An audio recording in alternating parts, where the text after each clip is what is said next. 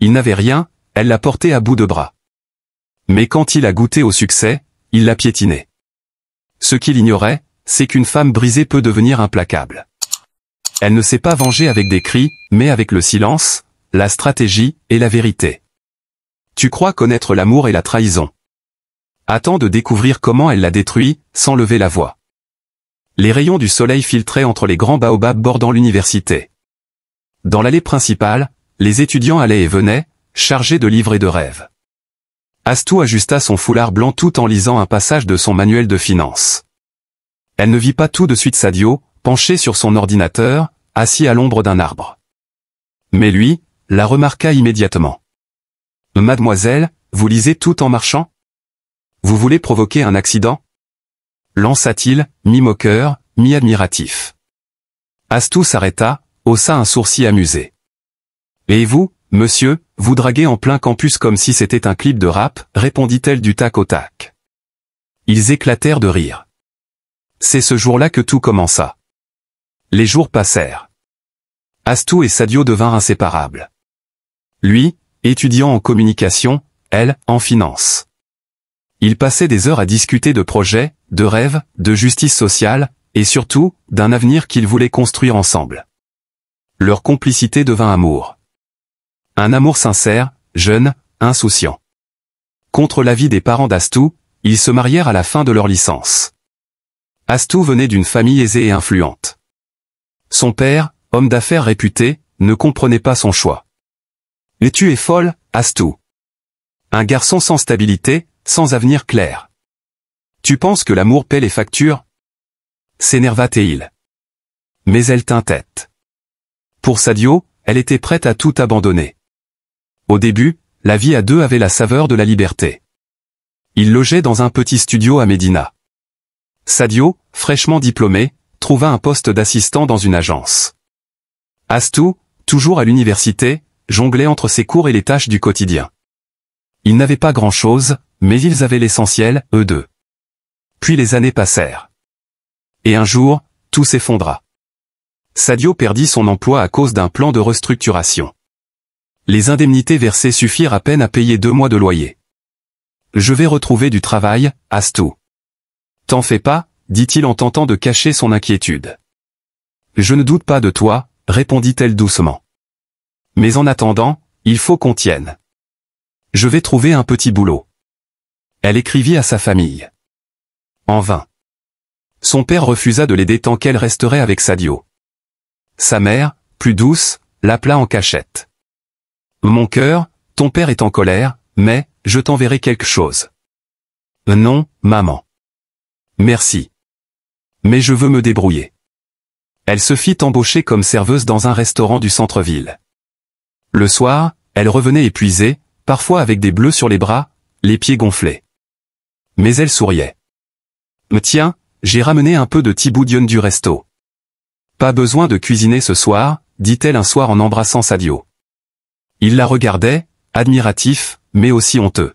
« Tu mérites mieux que ça, Astou ? » ?»« Je mérite un homme qui ne baisse pas les bras. » »« Et c'est ce que tu es. » Leur amour tenait encore, mais les fissures invisibles commençaient à apparaître. L'argent manquait. Les disputes devenaient plus fréquentes. Et la fatigue, insidieuse, grignotait leur tendresse. Mais Astou tenait bon. Parce qu'elle y croyait encore. Le vent chaud du mois de mars soufflait sur les rideaux défraîchis du petit appartement. Le réfrigérateur, presque vide, bourdonnait dans un silence pesant. Assise sur le lit, Astou relisait un message qu'elle avait hésité à envoyer toute la semaine. Un appel à l'aide. À son père.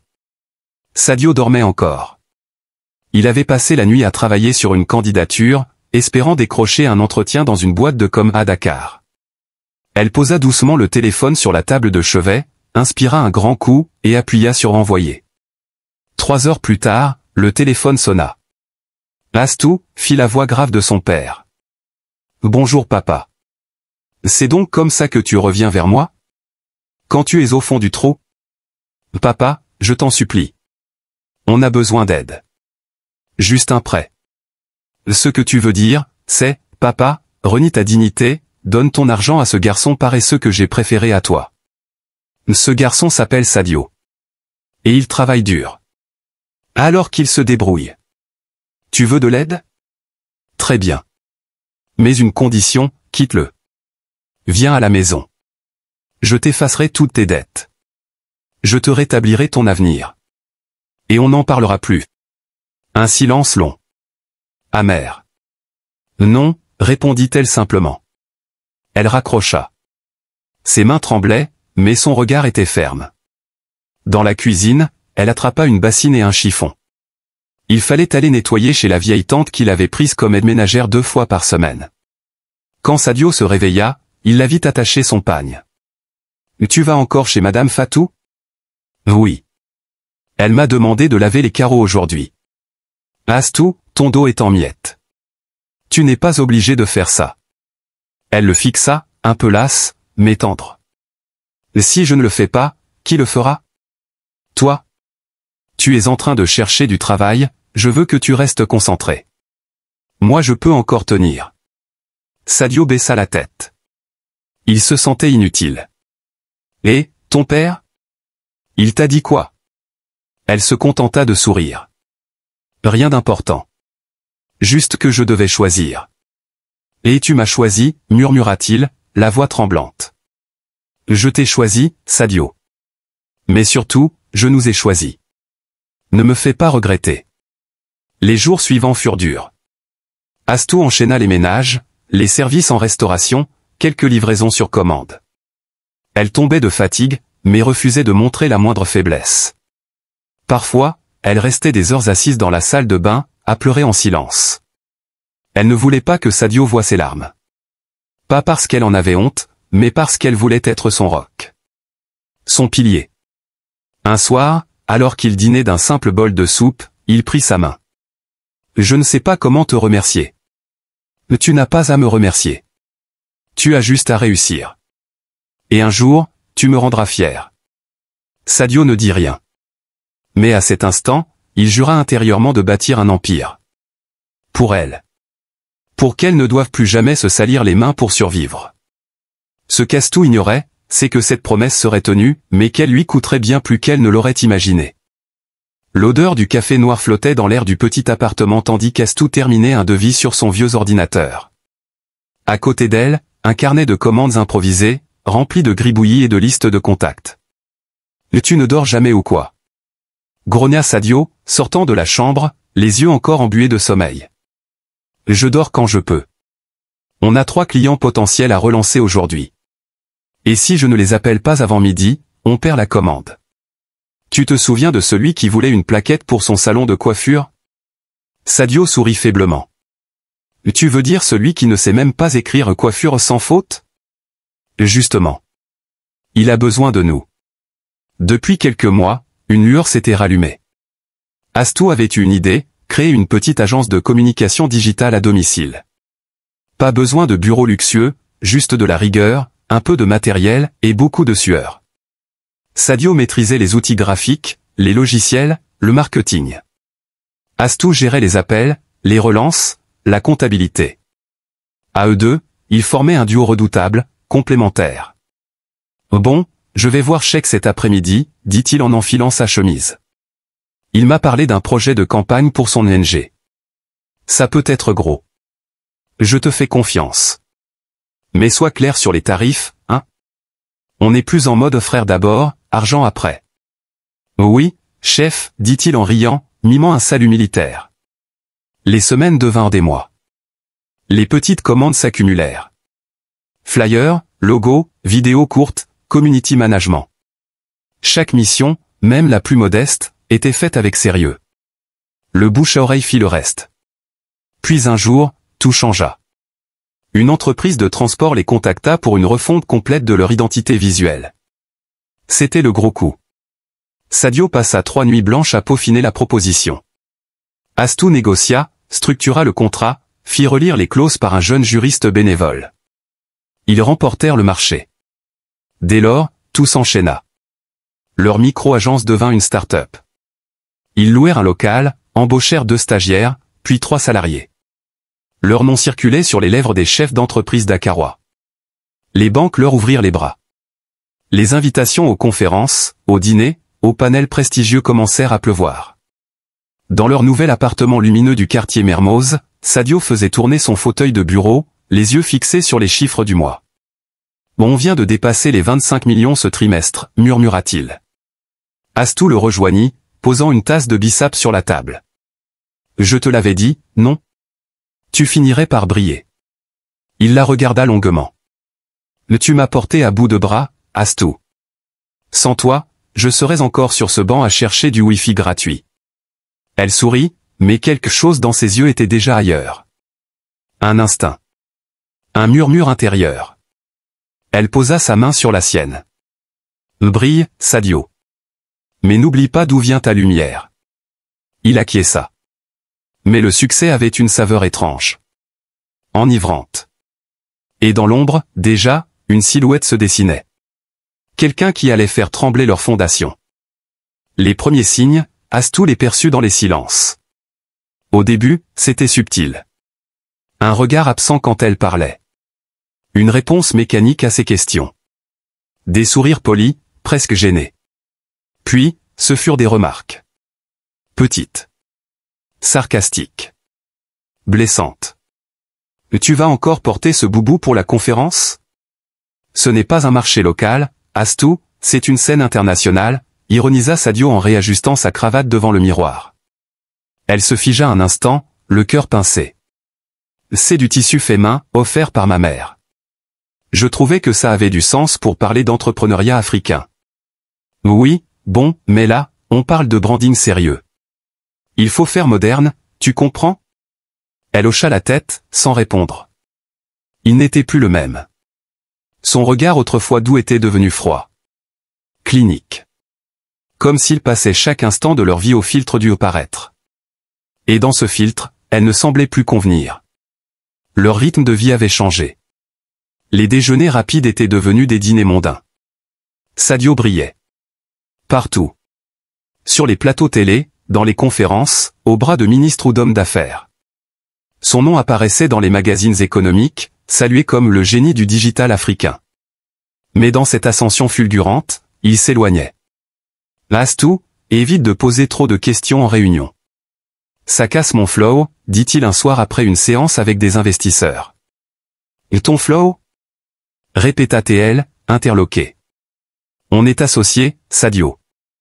Je pense que j'ai encore le droit d'émettre un avis. Il la fixa avec un sourire condescendant. Oui, oui. Mais parfois, le silence, c'est aussi une stratégie.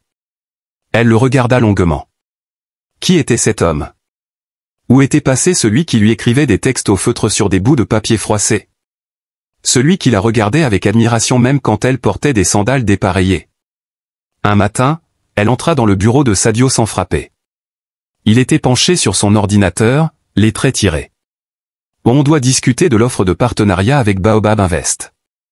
Je pense qu'il y a une clause douteuse. Il leva les yeux, exaspéré. Tu peux voir ça avec Idrissa. Il gère mieux les détails techniques que toi. Pardon? Idrissa est là depuis 3 mois, Sadio. Je t'ai aidé à monter cette boîte depuis la maison, tu te rappelles? J'ai négocié le contrat qui t'a fait décoller. Il se leva, irrité. Tu veux une médaille? Tu veux qu'on imprime ton visage sur les brochures maintenant? Arrête avec ton éternel discours de martyr. T'as fait ce que tu devais faire. Point. Le silence s'abattit comme une gifle. Astou recula d'un pas. Il venait de la frapper, non pas avec ses mains, mais avec son mépris. Un venin froid et tranchant. D'accord, murmura-t-elle. Je vais m'occuper du contrat. Avec Idrissa. Elle sortit du bureau en prenant soin de refermer la porte doucement. Mais dans son cœur, quelque chose s'était définitivement brisé. Ce n'était plus seulement de la douleur. C'était une alerte. Un avertissement. L'homme qu'elle avait sauvé des ruines était devenu un étranger dans son propre château. Et elle, la femme de l'ombre, commençait à entrevoir qu'un jour, il lui faudrait sortir à la lumière. Seule. Et libre. Le matin où Fabi franchit la porte de leur entreprise, le soleil semblait briller un peu plus que d'habitude. Même l'air climatisé des bureaux paraissait s'adoucir autour d'elle. Elle portait une robe ivoire cintrée, des talons sobres mais aiguisés comme son regard, et un sourire maîtrisé à la perfection. Tout chez elle respirait l'assurance. Et le calcul. Bonjour, je suis Fabienne Diouf. Mais tout le monde m'appelle Fabi, dit-elle en tendant la main à Idrissa, le responsable des RH.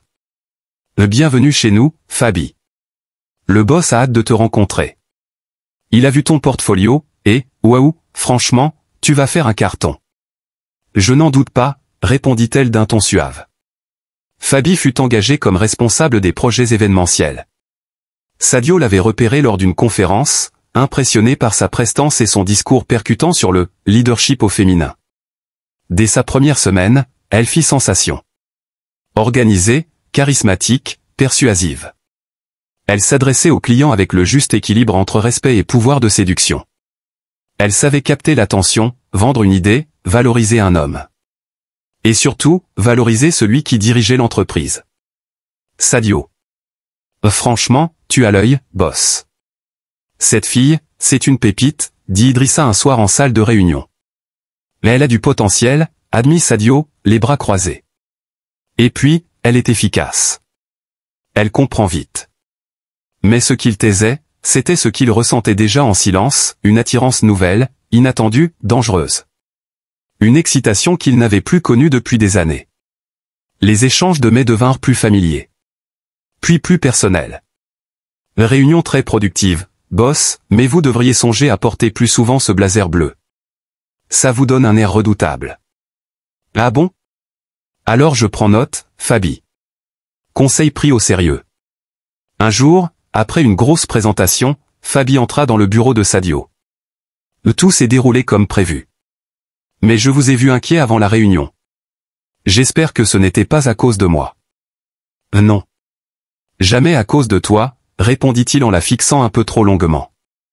Le silence entre eux devint lourd. Électrique. Elle s'approcha, lentement. Vous savez, je crois en la loyauté. Mais je crois aussi qu'on a le droit de s'autoriser à respirer. Surtout quand on se sent enfermé. Tu dis ça souvent à tes supérieurs. Lança-t-il, mi-provocateur. Vu uniquement à ceux qui me regardent comme un homme, pas comme un simple patron. Ce soir-là, il ne rentra pas chez lui avant minuit. Quand Astou lui demanda où il était passé, il parla d'un dîner avec des partenaires potentiels, en détournant le regard. Elle ne dit rien. Mais son cœur accéléra, inquiet. Une intuition de femme. Ce genre de pressentiment qui vous serre le ventre, sans preuve, mais avec certitude. Fabi s'était installée. Lentement. Subtilement. Comme un poison dans une coupe de vin. Et Sadio buvait déjà à grandes gorgées. Le vent d'harmattan s'était levé ce matin-là, recouvrant les vitres d'une fine poussière ocre. Astou essuya la baie vitrée du salon du revers de la main, le regard perdu sur les embouteillages de Dakar. Une étrange sensation lui nouait le ventre depuis quelques jours. Quelque chose d'indéfinissable. Comme une présence étrangère dans son quotidien. Sadio, quant à lui, semblait devenir insaisissable. « Tu rentres encore tard ce soir ?» demanda-t-elle en refermant la porte de la chambre, une chemise fraîchement repassée à la main. « J'ai un dîner stratégique avec des gens de Baobab Invest. Fabi sera là, elle connaît bien le milieu.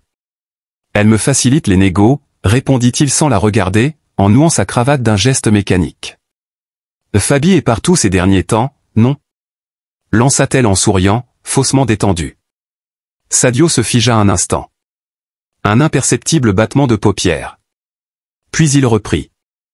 Elle est efficace. C'est tout ce que je demande à mon équipe.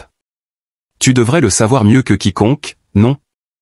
La pique était là, déguisée. Comme une flèche en velours. Astou garda le silence. Mais dans sa tête, des signaux clignotaient. Depuis quelques semaines, il s'absentait de plus en plus. Prétexte de réunion, de conférence impromptue. Et toujours le même parfum sur sa chemise, sucré, entêtant, qui n'était pas le sien. Une fois, en rangeant ses vestes, elle trouva un reçu de restaurant caché au fond d'une poche. 2 coupes de champagne, un plat pour 2, une adresse chic. Ce soir-là, il lui avait dit être à une réunion Zoom jusque tard dans la nuit. Elle n'avait rien dit. Pas encore. Mais l'observation devint un réflexe. Elle remarquait les sourires de Fabi un peu trop brillants, les éclats de rire dans les couloirs, les regards furtifs entre deux réunions. Elle commença à garder ses distances, à écouter plus qu'elle ne parlait. Elle écoutait les silences, les soupirs, les absences. Un matin, elle arriva plus tôt au bureau. Les locaux étaient encore vides. Elle se dirigea vers la salle de conférence, en quête d'un dossier oublié. En ouvrant la porte, elle les surprit. Pas en train de s'embrasser. Pas même en train de se toucher. Mais si proche. Trop proche. Une main effleurant un bras. Un regard intense. Une intimité palpable. Sadio se redressa, surpris. « Astou. Tu devais pas arriver avant 9 heures ? Je suis venu chercher un document, dit-elle calmement. Fabi, elle, garda son sang-froid, affichant un sourire neutre. Bonjour madame. Je vous laisse entrer pou, dit-elle en sortant, l'air innocent. Sadio tenta de meubler.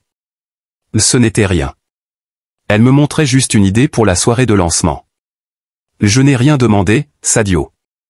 Il voulut dire quelque chose, mais se ravisa. Elle le fixa longuement. Tu sais, je sens quand quelque chose change. Je ne suis pas aveugle. Je suis ta femme, pas ton ombre. Puis elle s'éloigna, la tête haute. Elle n'avait pas encore toutes les preuves, mais elle savait. Son intuition, c'était son premier témoin. Et désormais, elle allait observer, en silence. Jusqu'au moment juste. Ce soir-là, la pluie tomba sans prévenir, fine et insistante, noyant les rues de Dakar dans un brouillard humide. Astou venait de sortir d'un atelier de formation en leadership féminin qu'elle animait bénévolement dans une école de jeunes filles. Le cœur encore gonflé de fierté, elle s'empressa d'appeler Sadio. « Allô ? Je suis libre, on pourrait peut-être dîner ensemble ?» proposa-t-elle en souriant, espérant une réponse enthousiaste. Mais à l'autre bout, la voix de Sadio était essoufflée. « Astou, non, ce soir, c'est impossible. Je suis dans une réunion de crise avec des partenaires étrangers. On doit renégocier un contrat en urgence. Ça risque de durer tard. » Ah. D'accord. Bon courage alors. Elle raccrocha lentement. Pourtant, quelque chose sonnait faux. Ce n'était pas seulement dans la voix. C'était dans le ton. L'intonation d'un homme qui se cache. En rangeant son sac, ses yeux tombèrent sur un badge oublié. Celui d'un de leurs chauffeurs de l'entreprise. Une idée lui traversa l'esprit. Elle sortit rapidement, trempée jusqu'aux os, et appela Cheikh, le chauffeur. « Cheikh, tu sais si Sadio est toujours au bureau ?»« Non, madame. Je l'ai déposé à l'hôtel Yoff Prestige tout à l'heure. Il avait dit que c'était pour une réunion avec une cliente de France. » Le cœur d'Astou cessa de battre l'espace d'un instant. « Merci, Cheikh, dit-elle d'une voix calme, presque irréelle. Elle monta dans un taxi, le regard rivé à la pluie qui coulait sur les vitres. Chaque mètre parcouru vers cet hôtel ressemblait à une descente dans un tunnel sans fin. Elle ne voulait pas croire ce qu'elle savait déjà. Mais il fallait voir. Constater. Se confronter à la vérité nue. L'entrée de l'hôtel brillait sous les néons. Un portier la salua. Elle ne répondit pas. Elle monta au 2e étage. L'ascenseur semblait lent, étouffant. Elle sortit, avança dans le couloir moquetté au mur beige. Chambre 203. C'était celle-là. Elle le savait, sans l'avoir jamais vue. Elle colla l'oreille à la porte. Des rires étouffés. Une voix qu'elle connaissait. Celle de Fabi. Puis un silence. Le bruit d'un zip. Le choc d'un talon tombant au sol. Son cœur se serra. Elle leva la main pour frapper. Mais s'arrêta. Non. Pas ici. Pas maintenant. Elle recula, doucement, le souffle court. Elle marcha dans le couloir comme une automate. Le visage trempé, on aurait pu croire qu'elle pleurait sous la pluie. Mais non. Aucune larme. Dans le taxi du retour, elle resta muette. Chez elle, elle retira ses vêtements humides, se lava longuement, puis s'assit sur le lit, en peignoir. Le miroir en face d'elle reflétait une femme immobile, mais vivante. Brisée, mais consciente. Sadio rentra à minuit passé. « Tu dors ?» demanda-t-il doucement, comme si de rien n'était. « Pas encore, répondit-elle d'une voix égale. Je suis désolé, c'était plus long que prévu. Les Français sont pénibles. Elle hocha la tête. Ne dis rien. Elle le regarda se déshabiller. Poser sa montre. Sourire. Elle sourit aussi. Un sourire étrange. Nouveau. Silencieux. Elle savait désormais. Et ce qu'elle savait, allait tout changer. Depuis cette nuit pluvieuse à l'hôtel Yoff Prestige, Astou n'était plus la même. Elle ne pleurait plus. Elle ne suppliait plus. Elle observait. Silencieusement. Le matin, elle se levait avant l'aube, préparait le petit déjeuner, souriait à Sadio, posait sa main sur son épaule comme une épouse douce et bienveillante. Mais derrière ses yeux calmes, une tempête se levait. Elle savait. Et maintenant, elle voulait comprendre. « Idrissa, tu peux m'envoyer le relevé des virements de la boîte pour les 6 derniers mois ?» demanda-t-elle un jour, les yeux rivés sur son écran. « Tu veux ceux de tous les comptes ?» Parce que j'ai déjà envoyé un résumé à Sadio. Je veux les détails. L'intégralité.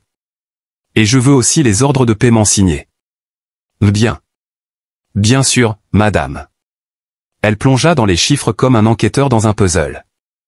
Les montants, les dates, les signatures. Et bientôt, les incohérences apparurent, flagrantes.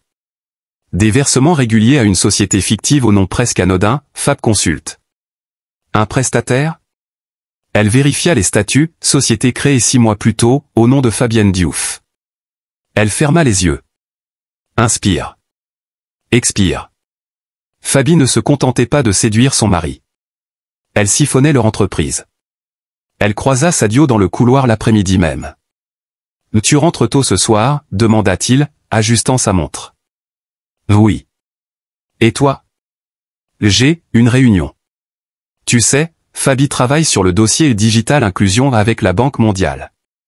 On doit caler les derniers points. » Elle sourit. « Je suis fier de vous. Vous formez une très belle équipe. » Il la regarda, surpris par la douceur de son ton. Il haussa les épaules, presque soulagé. « Merci, Astou. C'est gentil. » Elle lui caressa doucement la joue avant de s'éloigner. Dès qu'il sortit, elle reprit son travail. Elle ouvrit un dossier confidentiel, réserve d'action au statut modifié 2021. Elle, Astou Ndiaye, détenait encore 60% des parts. Une clause passée inaperçue par Sadio, signée sans grande lecture à l'époque où elle avait financé les débuts de l'entreprise avec ses propres économies. Elle transféra les documents à un cabinet d'avocats discret qu'elle connaissait depuis ses années de master. Pas pour se venger. Pas encore. Pour se protéger. Et préparer. En silence. Le lendemain, elle rencontra le commissaire aux comptes. « Monsieur Diagne, j'aimerais que vous meniez un audit complet sur nos partenaires externes, en toute confidentialité. Pas un mot à la direction générale. Il s'agit d'un protocole interne. » Entendu, madame. Elle savait que Sadio finirait par se trahir lui-même. Elle n'avait plus besoin de le confronter. Il creusait déjà sa tombe avec ses mensonges. À la maison, elle restait la même. Elle lui préparait ses plats préférés, s'asseyait à table, l'écoutait parler de ses négociations épuisantes et de la vision stratégique que Fabi et lui partageaient. Elle acquiesçait, les yeux brillants, d'un éclat nouveau. De lucidité. Elle nota tout, les déplacements, les virements, les horaires, les réunions fictives. Chaque information était une brique pour bâtir la prochaine étape. Il croyait qu'elle dormait. Elle bâtissait sa revanche. Il était près de minuit. Astou était assise seule sur le balcon, enveloppée dans son pagne, un bol de thé fumant entre les mains. Le quartier dormait, mais en elle, tout veillait. Le vent tiède de la nuit caressait son visage tandis qu'elle feuilletait mentalement les pages de sa vie. Son regard s'attarda sur une vieille photo accrochée dans le couloir. Elle et Sadio, jeunes, pauvres, amoureux. Elle se souvint de la première fois qu'ils avaient partagé un pain chaud dans la rue, riant comme 2 enfants. Elle revit ses mains fendues par le savon à force de laver les sols d'une vieille maison coloniale. Elle entendit encore les refus de son père, les jugements, les silences, les humiliations. Elle se rappela avoir tout sacrifié. Sa jeunesse dorée, ses robes en soie, ses rêves de poste à la banque centrale. Pour lui. Pour eux. Et voilà ce qu'il en avait fait, du mépris. Des trahisons. Des caresses offertes à une autre. Des billets cachés, des regards fuyants, des promesses effacées. Elle avait attendu. Espéré. Mais ce soir, dans le silence de la nuit, une vérité claire s'imposa à elle. L'amour ne justifie pas la destruction de soi. Astou se leva lentement, rentra dans la chambre sans bruit. Sadio dormait, paisible, inconscient, le souffle régulier. Sur la table de nuit, son téléphone vibra doucement. Un message de Fabi s'afficha brièvement. « Ton odeur me manque déjà. » Elle n'eut aucune réaction. Plus rien ne la choquait. Elle n'était plus dans la douleur. Elle était passée ailleurs. Un endroit sec, lucide, stratégique. Là où naissent les décisions graves. Le lendemain matin, devant le miroir, elle se maquilla avec soin. Elle opta pour une robe droite, sobre, élégante. Pour la première fois depuis longtemps, elle n'était pas la femme de Sadio. Elle était Astou Ndiaye. Et ce nom allait bientôt résonner plus fort que jamais. En arrivant au bureau, elle croisa Fabi dans le hall. « Bonjour madame », lança Fabi, sourire aux lèvres, faussement poli. « Bonjour, mademoiselle Diouf. J'aimerais vous voir dans mon bureau à 15 heures, annonça-t-elle avec une voix douce mais glaciale. « Ah, d'accord. Une réunion ? Disons, une clarification. » Fabi s'éloigna, légèrement troublée. Dans la salle de direction, Astou relut ses notes. Elle avait rassemblé toutes les preuves, les virements suspects, les documents juridiques, les parts de l'entreprise. Tout était prêt. Les avocats l'avaient validé. Le plan était en marche.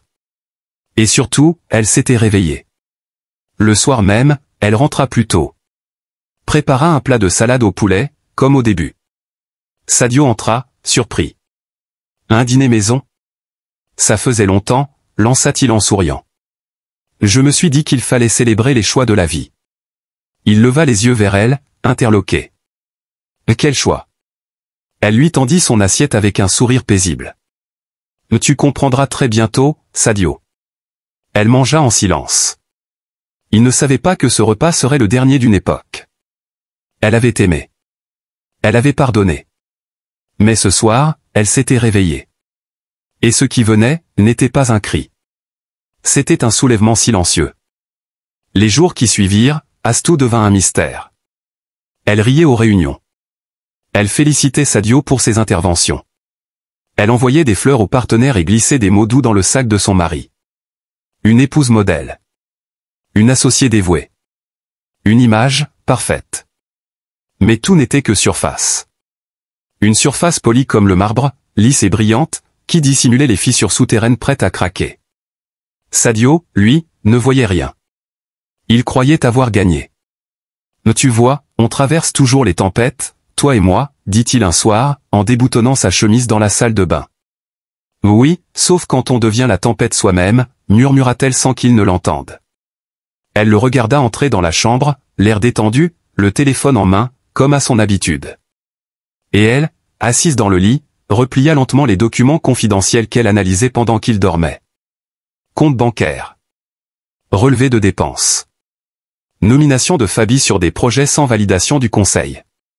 Tout y était. Mais ce qui la rongeait le plus, ce n'était pas la trahison sentimentale. C'était l'humiliation quotidienne. Un matin, alors qu'il s'apprêtait à recevoir un couple d'investisseurs ivoiriens, Astou sortit de la chambre vêtu d'un élégant ensemble bleu nuit, sobre et raffiné.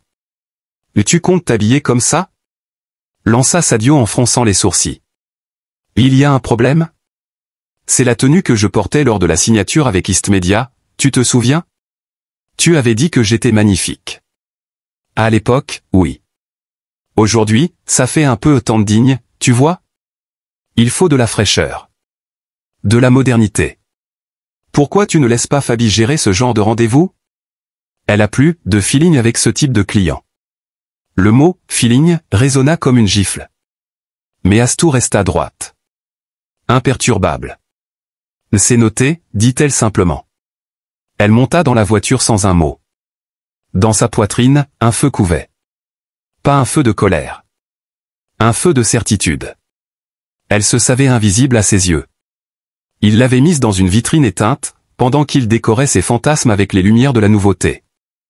Ce soir-là, au dîner familial avec la cousine de Sadio et 2 autres proches collaborateurs, la tension atteignit un nouveau seuil. « Astou, tu fais encore des achats en ligne pour des rideaux, là ?» demanda Sadio avec un ton moqueur. « J'ai vu le virement. Franchement, on est en train de construire une image sérieuse, et toi tu dépenses dans des babioles de maison. Ce sont des stores inifugés. Pour l'espace enfant qu'on prévoit d'ouvrir. C'était dans le budget validé. Oui, enfin bon. On voit bien que les grandes décisions ne te réussissent pas toujours. Tu devrais peut-être te concentrer sur ce que tu faisais au début. La cuisine, par exemple. » Un silence glacé s'abattit sur la table. Astou posa calmement sa fourchette. « Tu as raison, Sadio. J'ai peut-être voulu jouer à l'épouse moderne. Je vais me remettre à la cuisine. À condition que toi, tu recommences à m'apporter l'eau du robinet, comme quand tu n'avais rien. » Rire nerveux. Malaise. Il voulut répliquer. Mais les regards autour de la table avaient changé. Astou se leva, digne. « Je vais me reposer un peu. Bonne fin de repas à tous. » Dans la chambre, elle retira ses boucles d'oreilles lentement. Une à une. Le calme qu'elle affichait devenait une cuirasse. Un silence rempli d'intelligence et de stratégie. Elle n'allait pas frapper. Pas encore. Elle allait s'asseoir, continuer d'écouter, de noter, de sourire. Jusqu'à ce que le silence le réduise en poussière. Ce fut un matin comme les autres. Ou du moins, en apparence. Le soleil s'étalait en nappe dorée sur le carrelage froid du salon. Le bruit lointain des klaxons de Dakar filtrait à travers les rideaux, mêlé au chant des moineaux sur le balcon. Astou, en robe de lin beige, sirotait lentement son thé. Dans sa main droite, une lettre froissée. Une convocation bancaire à son nom. Compte professionnel commun. Une alerte. Des transactions bloquées. Un retrait suspect pour un achat immobilier, signé uniquement de Sadio. Ce ne fut pas la première trahison. Mais ce fut la dernière goutte. Elle regarda la feuille, impassible. Le cœur ne battait plus comme avant. Elle n'eut ni colère, ni panique. Juste un vide sec. Une pièce qui s'était détachée en elle. Et elle comprit. Elle n'était plus en guerre contre Fabi. Ni contre les humiliations, ni contre les faux sourires de son mari. Elle était désormais en guerre, contre son propre silence. Ce soir-là, Sadio rentra à la maison comme toujours. Parfumé, souriant, téléphone collé à l'oreille, parlant fort, comme pour se convaincre qu'il comptait toujours. « Ouais, Fabi, laisse les chiffres sur mon bureau. Demain je vois le DG de Globalcom. On veut imposer la marque comme référence. Ok ? Allez, à demain. » Il raccrocha, et vit Astou assise dans le canapé. Elle ne regardait pas la télé. Elle fixait une bougie éteinte. « Astou, ça va ? Tu as l'air fatigué. »« Non. Je suis juste en train de faire le deuil d'une illusion. »« Pardon ?» Elle tourna lentement la tête vers lui, son regard plus glacé qu'il ne l'avait jamais vu. « J'ai mis des années à comprendre que tu n'étais plus mon mari. Que tu étais devenu l'image de ce que tu voulais qu'on voie. Mais à l'intérieur, Sadio, tu es vide. Tu t'es perdu dans ton reflet. » Il haussa les épaules, agacé. « Encore un discours philosophique à 2 balles ? T'en as pas marre de dramatiser chaque truc ? » ?»« Je ne dramatise pas. Je me réveille. » Elle se leva. Avança vers lui. « Tu sais ce qui est tragique, Sadio ? Ce n'est pas que tu m'aies trompé. Ce n'est même pas que tu m'aies volé. C'est que tu m'as méprisé, moi, la seule personne qui n'a jamais regardé ton compte en banque pour t'aimer. » Un silence. Coupant. Il la regarda, surpris. Pour la première fois depuis longtemps, il semblait vulnérable. Mais elle n'attendait plus rien de lui. « Alors quoi ? Tu veux divorcer ? Tu veux qu'on se dispute, qu'on s'étale devant les autres comme un vieux couple de série ? » lança-t-il en croisant les bras. Elle sourit tristement. « Non, Sadio. Je veux qu'on se taise.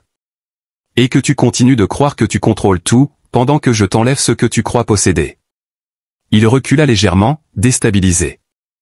« Tu me menaces ? » ?»« Non. Je t'annonce ce qui vient. Tranquillement. Sans cris. Sans larmes. Elle retourna s'asseoir. Reprit sa tasse de thé. Il quitta la pièce, nerveux, sans un mot. Pour la première fois, c'est lui qui fuyait. Astou, elle, resta immobile. À cet instant précis, la rupture ne concernait plus leur couple. Elle venait de se détacher intérieurement de lui. De son passé. De son poids. Elle avait cessé d'être une victime. Elle devenait une stratégie. Le vent avait changé de direction. Et Astou, désormais, le faisait tourner en sa faveur.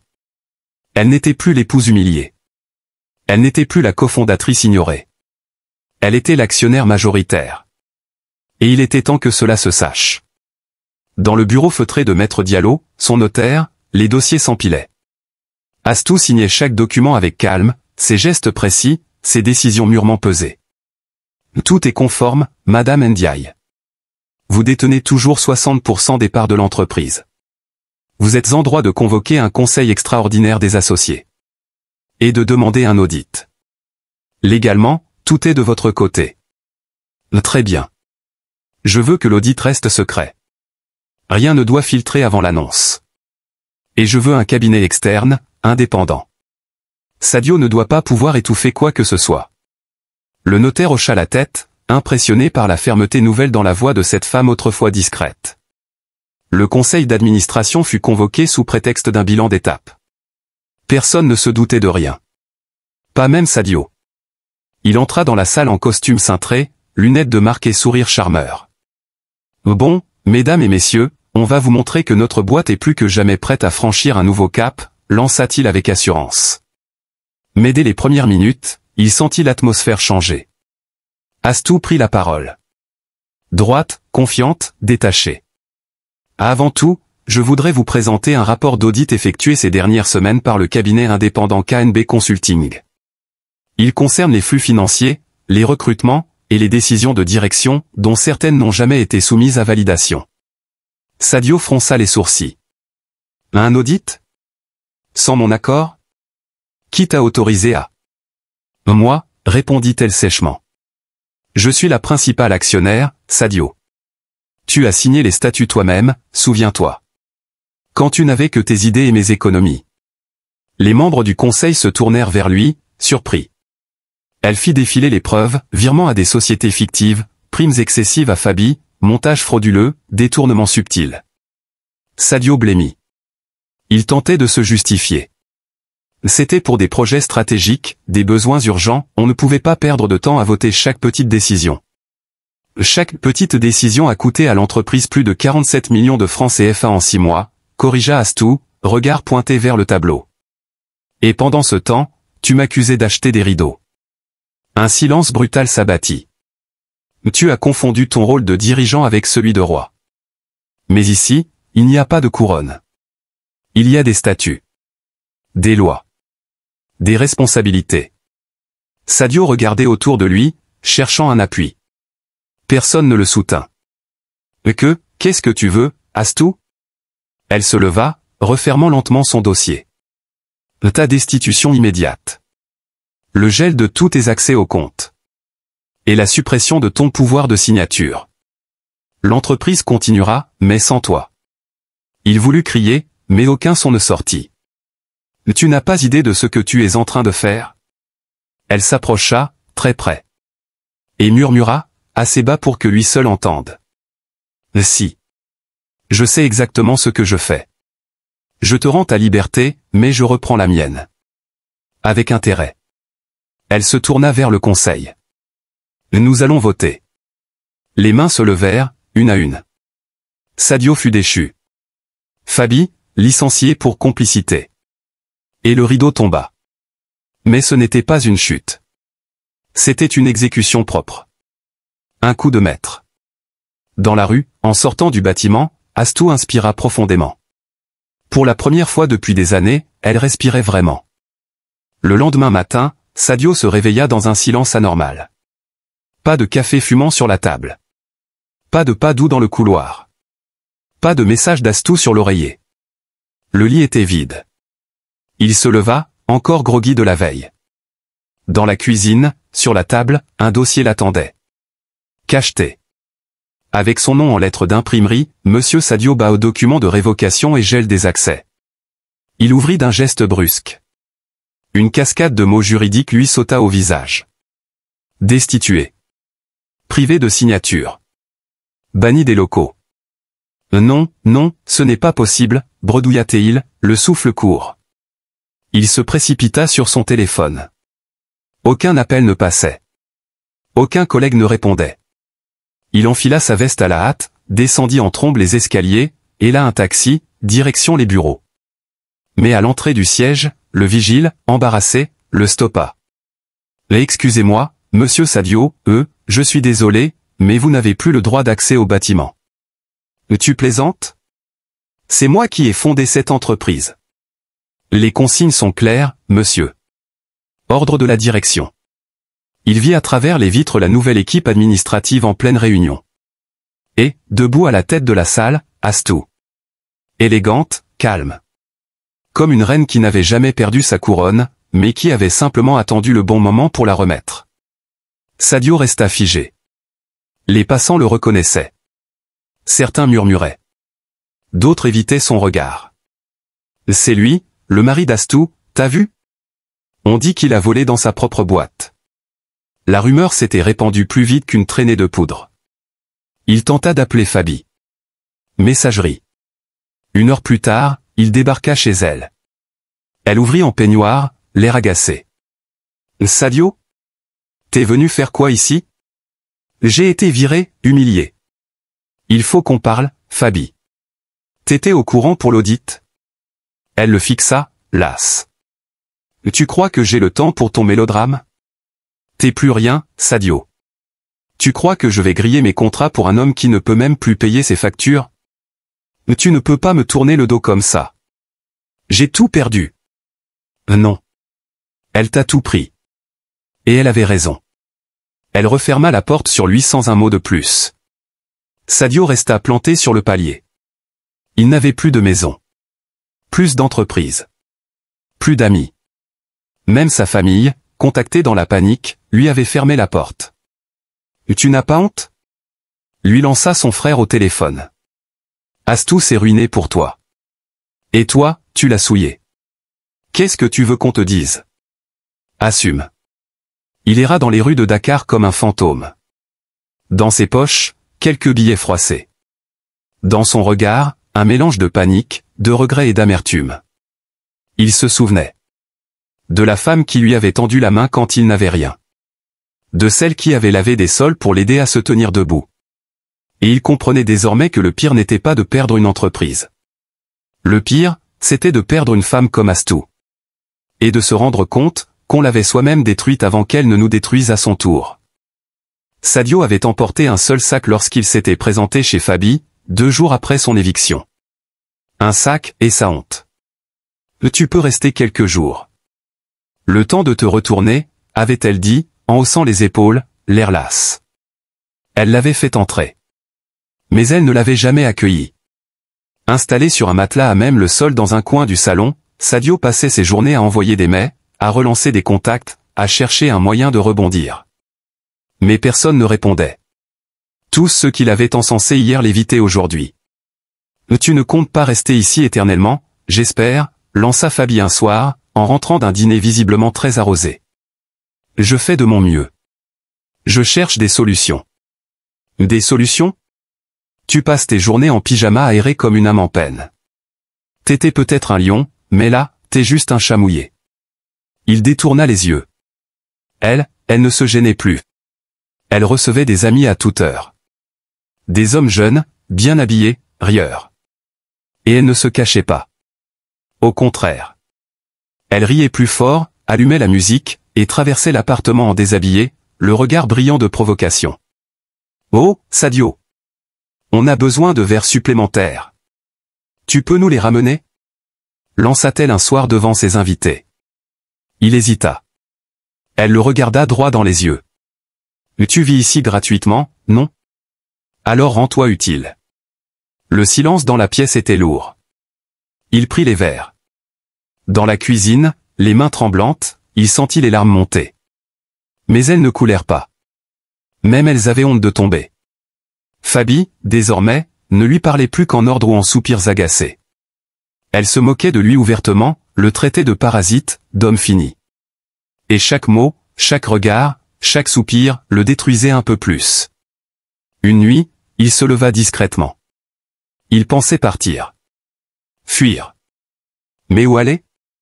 Il n'avait plus rien. Plus de compte bancaire, plus de logement, plus de famille prête à l'accueillir.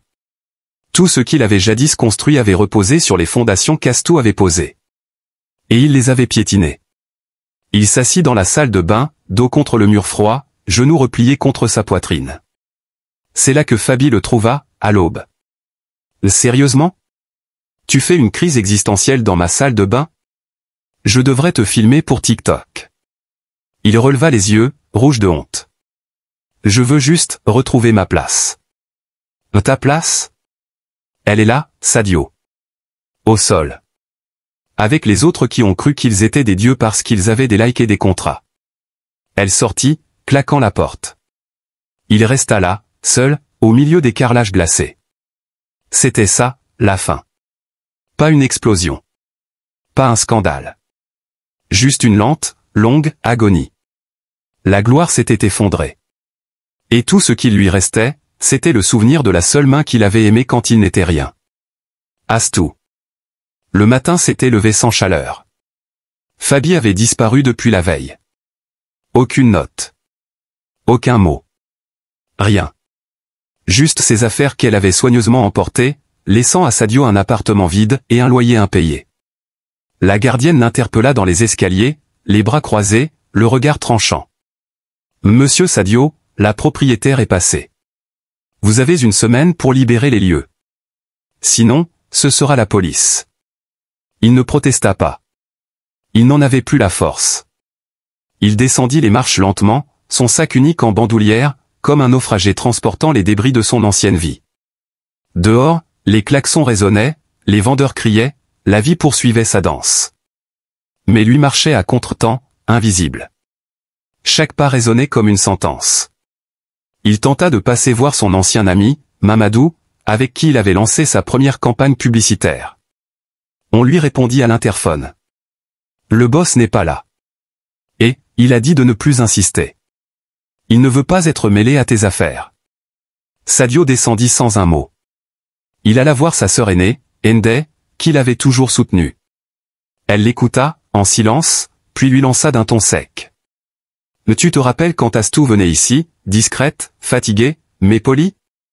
C'est elle qui m'a demandé de t'envoyer de l'argent une fois, quand tu étais sans salaire. Et toi, tu l'as trahi. Je t'ai vu briller, oui. Mais aujourd'hui, je te vois pour ce que tu es devenu, un homme vidé de tout ce qui faisait sa valeur. Ndé, je n'ai plus rien, souffla-t-il, la voix cassée. Tu n'as plus rien parce que tu as tout brûlé toi-même. Elle referma la porte. Sadio s'écroula sur les marches, le dos contre le mur, les mains tremblantes. Pour la première fois, les larmes coulèrent. Vraies. Salées. Douloureuses. Pas de colère, pas de rancune. Du regret. Le soir venu, il ira jusqu'à la plage de Yoff. Les vagues s'écrasaient doucement contre les rochers. Le ciel déclinait en teintes orangées, comme un feu qui s'éteint. Il s'assit dans le sable. Les pieds nus. Les yeux perdus. Dans sa poche, il sortit une vieille photo. Lui et Astou. Jeune.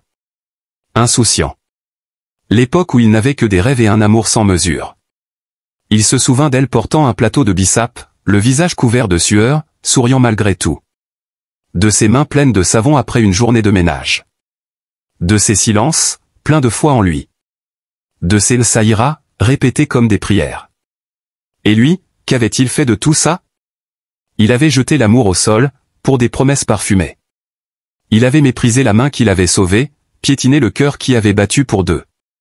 À cet instant précis, Sadio ne pensa plus à l'entreprise, ni aux pertes, ni aux milliards envolés. Il pensa juste à elle.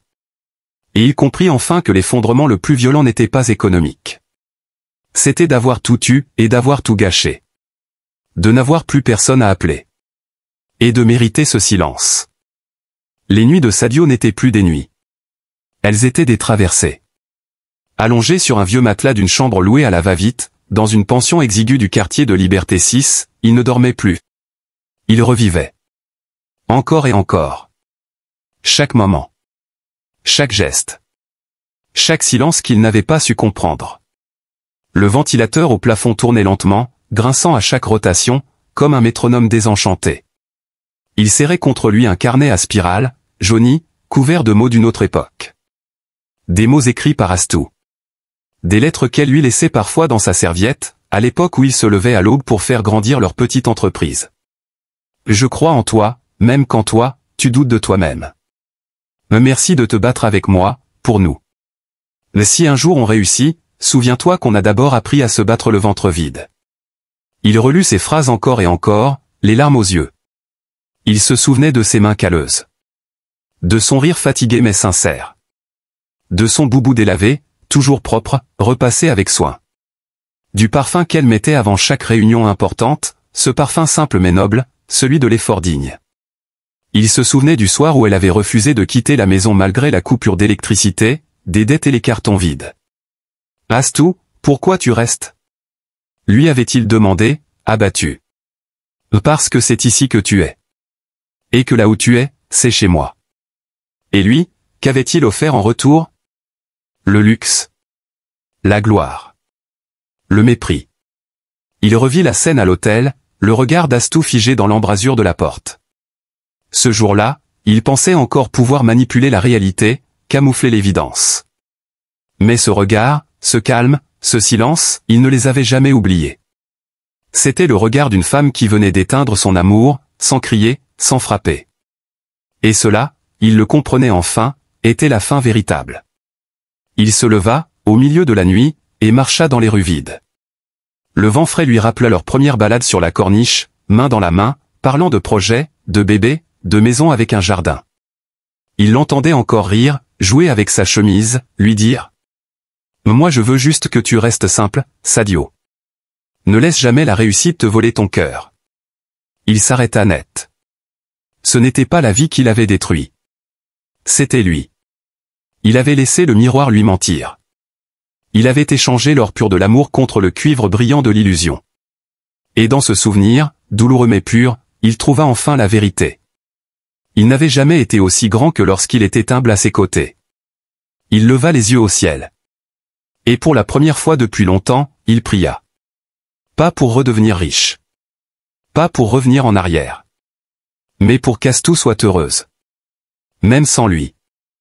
La pluie tombait ce jour-là comme une bénédiction triste. Une pluie fine, persistante, qui enveloppait Dakar d'un voile mélancolique. Sadio, assis sur le banc d'une gare routière, scrutait les flaques qui se formaient au sol. Il n'attendait rien de précis. Il ne fuyait plus. Il restait là, vivant par habitude. Son téléphone vibra. Un message. Astou est à l'hôpital principal. Un accident. Il sentit son cœur rater un battement. Ses mains tremblaient. Il relut le message encore, comme pour s'assurer que ce n'était pas un cauchemar. Il se leva d'un bond. Il courut. Oui, courut, sous la pluie, sans parapluie, sans logique. Les voitures klaxonnaient, les passants le regardaient, surpris. Mais il ne voyait rien. Il n'entendait plus que les battements furieux de son cœur. À l'hôpital, le couloir sentait l'antiseptique et l'inquiétude. Il arriva trempé, essoufflé, le visage blême. « Astou Ndiaye, s'il vous plaît » murmura-t-il à la réception. « Bloc d'urgence. » 2e étage. Il monta les marches 4 à 4, traversant les regards désolés des infirmières et les pleurs d'autres familles. À travers une vitre, il la vit. Allongée. Masque à oxygène. Une perfusion dans le bras.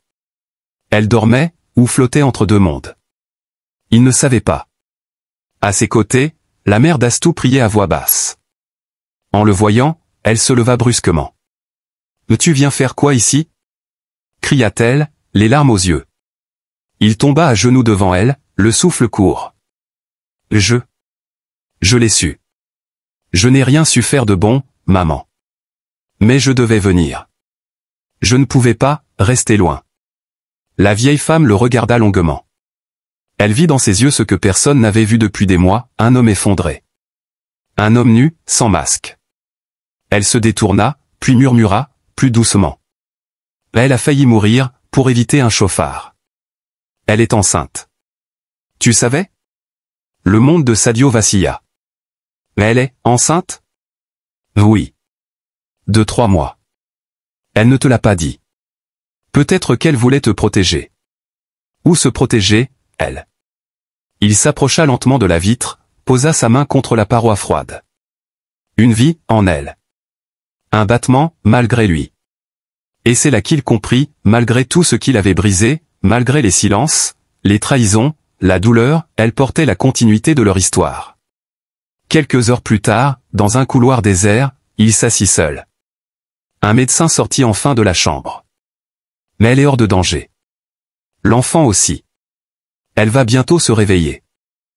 Puis-je la voir? Le médecin hésita. Puis hocha lentement la tête. Quand il entra, Astou ouvrit les yeux. Leurs regards se croisèrent. Silencieux. Lourd de passé. Tremblant d'avenir. Il s'agenouilla à son chevet, prit doucement sa main. Je n'ai pas de mots. J'ai seulement ma vérité nue. Mon regret. Ma honte. Et, si tu veux bien, ma promesse. Une vraie, cette fois. Astou ferma les yeux. Une larme coula. Elle ne parla pas. Mais elle ne retira pas sa main. Et ce fut suffisant. Il avait cru qu'il n'y aurait plus de retour possible. Mais la vie, parfois, offre une dernière marche à ceux qui tombent à genoux avec sincérité. Le soleil commençait à poindre à travers les rideaux de l'hôpital, timide et doré. Un silence paisible régnait dans la chambre, entrecoupé seulement par le léger bip régulier du moniteur cardiaque. Astou dormait encore. Assis sur une chaise, à ses côtés, sa mère veillait. Une écharpe beige couvrait ses épaules, ses mains jointes tenaient un chapelet qu'elle faisait glisser doucement entre ses doigts. Sadio était resté dans le couloir toute la nuit, assis sur un banc dur, le dos courbé, les yeux cernés. Il n'avait pas osé s'éloigner. Il n'avait pas osé entrer de nouveau. Mais à l'aube, la mère d'Astou sortit. Leurs regards se croisèrent. Il se leva, lentement, tête baissée. « Bonjour, maman. Ne m'appelle pas comme ça, Sadio. Tu ne le mérites plus. » Il hocha la tête, humble. « Je comprends. Vous avez raison. » Elle l'observa.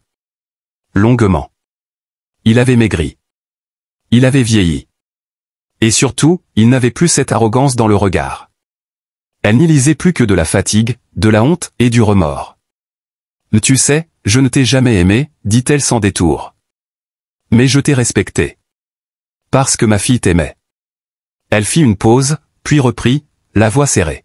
« Et tu l'as salie. Tu l'as ridiculisée. Tu l'as détruite alors qu'elle t'a porté quand tu étais à terre. » Sadio resta silencieux. Il ne tenta pas de se défendre. Il acceptait. Tout. Mot après mot. Comme une pluie qu'il avait appelée lui-même. « Je ne cherche pas votre pardon. Je sais que je l'ai perdu. Que je l'ai abîmé. Je n'aurais pas dû. Je n'ai pas su mesurer ce qu'elle était pour moi. Pas à temps. Et maintenant? Tu reviens comme un chien battu parce qu'elle est enceinte? Non. Je reviens parce que je ne sais plus être sans elle. Parce que je veux réparer. Même si je ne mérite pas. Même si elle ne veut pas. Je veux qu'elle sache qu'elle ne portera pas cet enfant seule. » Un long silence suivit. La mère d'Astou soupira, les yeux vers le ciel.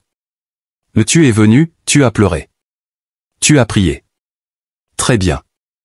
Mais je te le dis, Sadio, si tu fais un pas de travers, si tu mens encore une seule fois, je te ferai sortir de sa vie, moi-même. Tu ne passeras même pas par elle. » Il hocha la tête. « Je comprends. Je ne veux plus mentir. Je veux juste être là, et me racheter. Pas pour la gloire. Pas pour l'image. Pour elle. Et pour l'enfant. » Elle baissa les yeux. Puis ajouta, d'un ton plus calme. « Mais elle t'aimait assez pour défier son père. Elle t'aimait assez pour renoncer à tout. Mais moi, je l'aime assez pour ne plus te laisser l'abîmer. » Puis elle s'éloigna. Juste avant de franchir la porte, elle se retourna, le regard adouci, presque humain. Si tu tiens parole, peut-être qu'un jour, tu seras digne d'être le père de cet enfant. Et, peut-être aussi, le mari d'une femme nouvelle. Puis elle disparut dans le couloir. Sadio resta seul, les mains jointes, le cœur serré. Il n'avait pas encore regagné sa place. Mais pour la première fois, quelqu'un venait de lui accorder une chance. Pas un pardon. Une épreuve. Et il était prêt à l'affronter. La lumière du matin baignait doucement la chambre. Le silence était paisible, presque sacré. Astou ouvrit les yeux lentement, clignant des paupières comme si le monde lui revenait par fragments. Elle sentit d'abord l'odeur du linge propre. Puis celle, plus discrète, du pain chaud posé sur la table de chevet. Et enfin, la présence. Sadio était là. Assis à côté d'elle, les coudes posés sur les genoux, les mains jointes. Il ne disait rien. Il n'osait pas encore. Elle le regarda. Longtemps. Il leva les yeux. Et tout fut dit dans ce regard. Pas de justification. Pas de discours. Juste une vérité nue, il était là. Tu ne t'es pas enfui, murmura-t-elle d'une voix faible.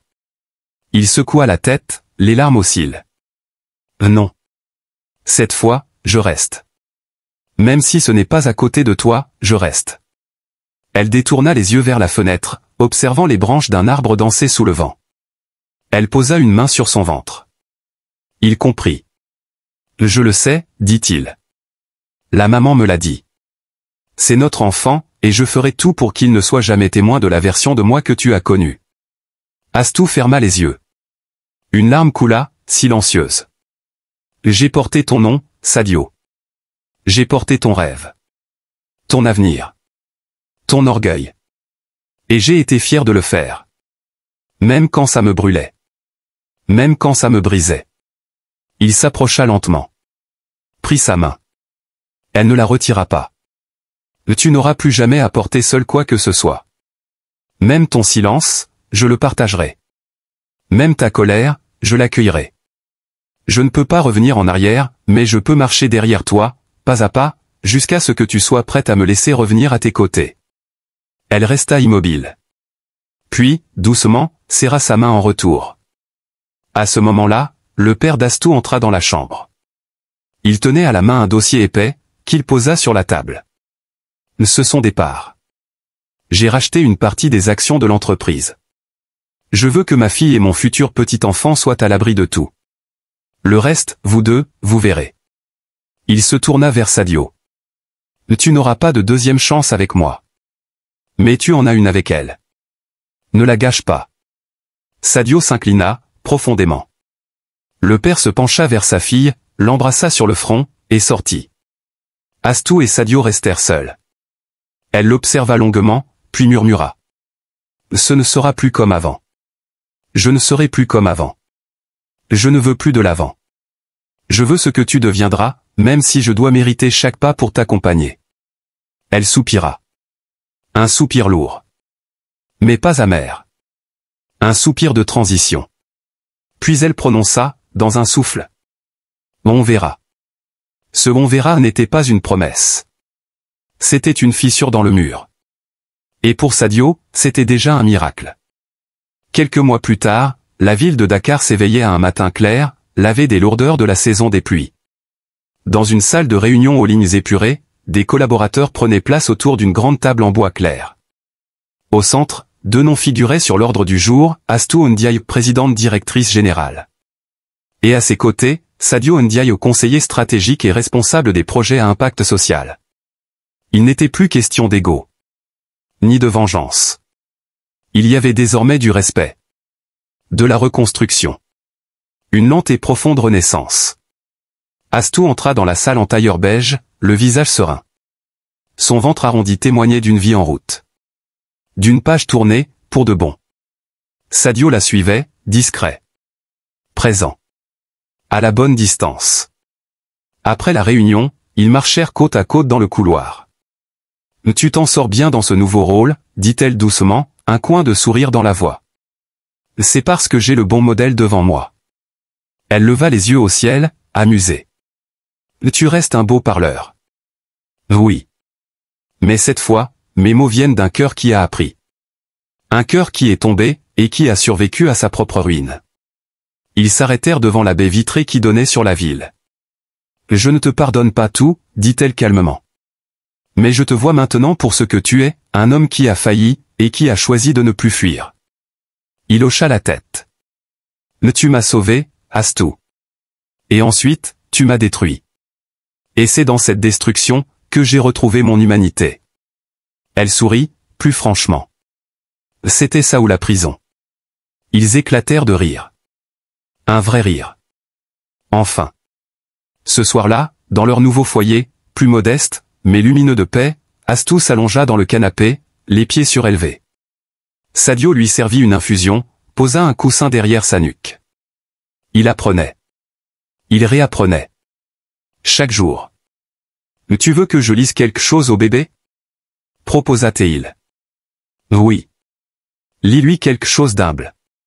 Pas un discours de patron. » Il ouvrit un carnet.